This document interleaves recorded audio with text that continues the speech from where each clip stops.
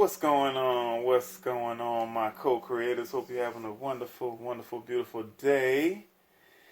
Just wanted to check in with you, see how you were doing. Hope you're co-creating the life that you love, the life that you want, the life that you desire, because you are in total control of how this thing goes and how it flows. Today, I have me a special guest with me.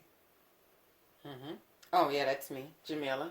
Oh, hey, Jameelah. Yeah, I know you. You've been around here before. You've been around longer than what I anticipated. But anyway. Wow. So how you doing today? What's on your mind today? What's happening? I'm doing great. Plenty on my mind. So this is interesting. An interesting story, a little tidbit. Me and the girls were out today, and we were coming back from a dental appointment, and the whole time we're coming down the interstate, we're just cruising, and you know that the interstates have been very cruisable lately since a lot of people are working from home.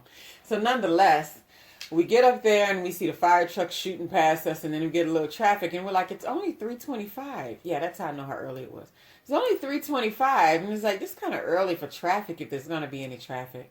So my daughter's like, oh, well, maybe there's something must have happened. So we get a little further up, and, I do the shameful thing of going over into the HOV lane, crossing the double white lines. Yeah, I did it.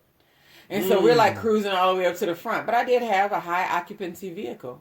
So anyway, we get all the way up to the front. And then the police are telling us to get over, go all the way across the interstate.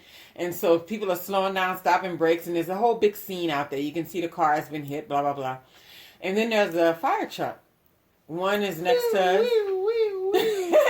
And one is right behind us. And so I'm like, he's on a diagonal. So I was like, oh, goodness, I'm the next person to go to get away around this giant accident. I was like, but let me let the fire truck go since what they're doing is more important. Guess what this fire truck does?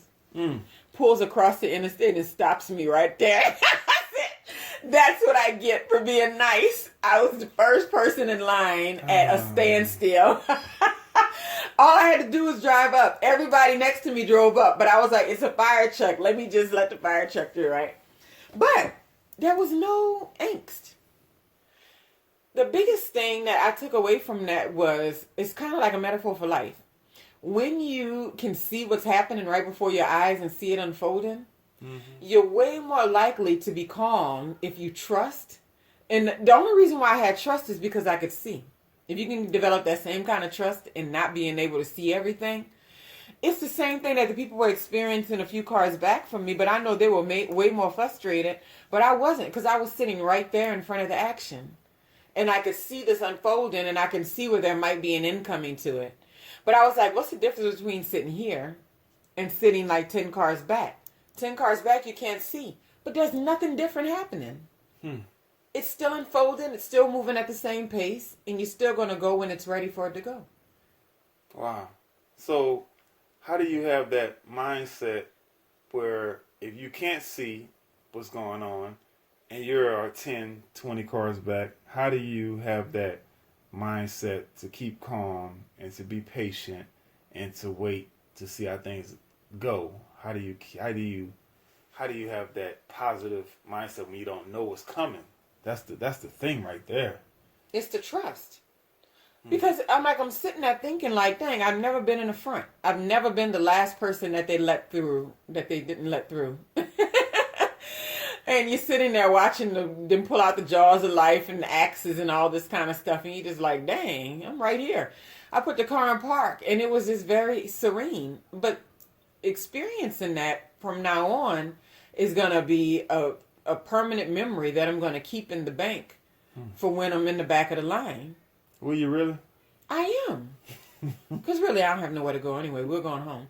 But the point is, and then when we finally got around, they let us go. Okay, so this is the very funny part. So my car is an off-road capable vehicle.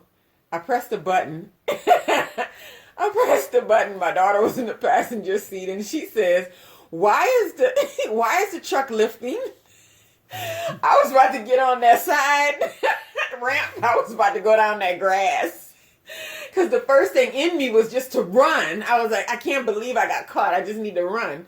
And I just sat there and I just watched this unfold. And I got out of myself and I put myself in the back seat of what was happening. But like, none of this is about me. Somebody's been in a horrible accident, and they are attempting to save somebody's life. And no, I mean, it's true. And I'm sitting there thinking, like, this is crazy. And we might have sat there about 10 minutes solid before the fire truck moved out of the way and told us to come. Then when we got on the other side of it, it was a car completely flipped over. The whole top of the vehicle completely crashed in. And you're like, where did their heads go? Oh my God, yeah, that sounds terrible. I know it does. guess a lot of times we go into fight or flight mode when we shouldn't. You know, Trust. We're reacting to things that's going on around us. It's like we're like a pinball in a pinball machine, just letting life just bat us around. Oh, we're going this way, I'm going that way, I'm bouncing over here, I'm bouncing over there. We go to fight or flight mode.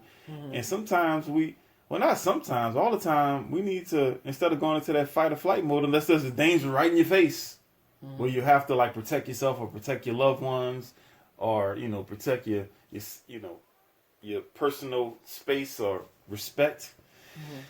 Instead of going into fight or flight mode, we need to take a breath and evaluate things and just kind of think about what's really going on and trust that everything will work out the way it's supposed to work out. I mean, yeah, that's definitely a big lesson. I mean, I'm definitely guilty of getting a little antsy, a little irritated, a little, you know, lean on the horn type when I'm stuck in some traffic. I mean, I've been that person at the beginning of the block off where the cops stop everybody, and I'm like, damn, if I'd have just drove, they probably wouldn't have stopped me. Nah, they were too busy. Right. I might have just pushed on through. I probably could have been on my way to my home. But you needed that lesson. I guess I needed that lesson, and maybe that was stopping me from getting into another altercation or incident further up the road. You know, I think about it sometimes, like when I'm rushing to get somewhere and there's like a traffic jam and I get stuck in it, I'm like, damn, okay, what is going on? What would I have been stuck into? What would have happened if I would have been set free? And what are you really losing, though? Right. Sometimes we get all caught up in that moment, and I'm just like, we lost, 8 minutes? Right. What is that? Right, yeah. It's really not a lot, yeah. Matter of fact, when he told us to go, I was like, oh, already? We were eating snowballs and with the snow cones, Texas. And I put the car in park, and so it's funny because, yeah, it was kind of interesting. It was just like, dang, this is a very profound lesson that I'm so grateful I was a part of today, because we weren't losing anything. There was nothing that was actually changing, and realizing that nothing was different for us than it was for the people that was 10 to 20 cars back, but just having the sight to see. I mean, but it doesn't really change anything. It didn't change anything. We all sat there for 8 extra minutes. Wait. What day was that? Today. What street you was on? 75. What time? 3:20. 3:20. I was on that same road. Oh, okay. Was So it backed up? Yeah, so you mean to tell me that if you'd have just went, I could have went too? No. Okay. Sounds So like you the reason why I got stuck in that traffic all that time? Oh, Did you not Lord. learn anything from the lesson? Oh Lord, I could have been on about my business if you wouldn't have been playing around trying to be Miss devoted, Miss trusting. No, really, I just thought that this fire truck should go first. That bad boy pulled diagonally across in front of me. I was like, no, he didn't.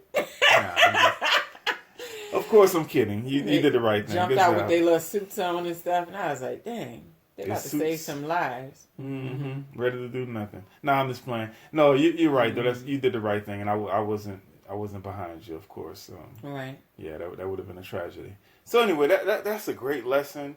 I think we should all take that, and when we get in those situations, just kind of, whatever you can do, just try to separate yourself from your actually day-to-day activities and be like, you know what? What's really going on? What's really important? What's really serious? What's really happening right now? You know what I'm saying? And, you know, that's what it's all about, you know. Outwitting the devil. Don't let yourself get caught up in the situation. And so anyway, my co-creators, thank Miss Jameelah for being here. Thank you, Oh, Miss you're Jameelah. welcome. You're welcome.